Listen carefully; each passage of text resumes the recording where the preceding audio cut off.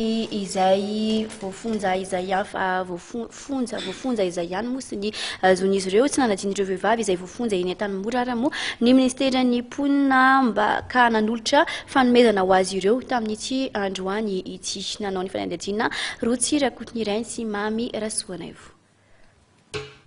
Na dia ny amponja aza ireo vehivavy dia tsy nanadino ny nanolotra fitaovana ho azy ireo toy ny akanjo fitafy sy ny sakafo ho an'ireo zanaky ny voadifonja ny taleparitry ny mponina faritra Analamanga. Androany arak'izany dia tonga teny an-toerana ny taleparitra sy ny delegasiona izay nitaritiny. Akanjo toy ny robe sy ny costume azo entina rehefa andro fety miisa 100 miampy vary 100 kilao sy mofo ary vatomamy ho an'ireo zanaky ny voafonja miisa 430 no nentin'ny taleparitry ny mponina. Ny tanjona angamba tsy dia hoe izay no ilazantsika azy fa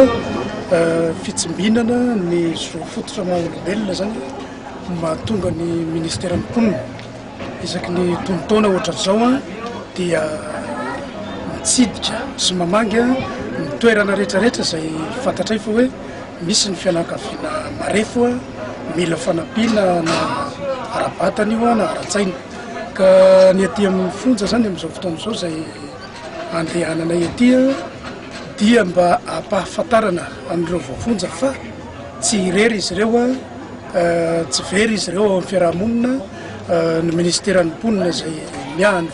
vahoaka tsy ankanavaka dia mijery ary mieritreritra ny momban'izy ireo mandrakarivo fa roa manarakaraka an'izay dia mitanjona koa zany dia mba ahafantaran'izy ireo hoe tsy irery izy ireo dia mba verina any amin'ilay fahamarinana rehefa tonga ho anivon'ny fiarahamonina rehefa vita ny tsy maintsy hipetrahany ety amin'ny toerana toytony.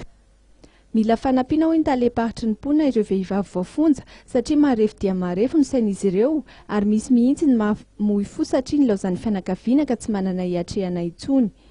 Na izany aza nefa dia tsapa fa efa misy ny ezaka fijerevana ireo voafonja ary miezaka hatrany ny ministeran'ny mponina hitady ny fomba entina nafainganana ny fitsarana ireo voafonja mba tsy ho voatazana ela loatra eny amponja izy ireo indrindra fa ireo mety ho voaendrikendrika amin'ny tsy misy antony.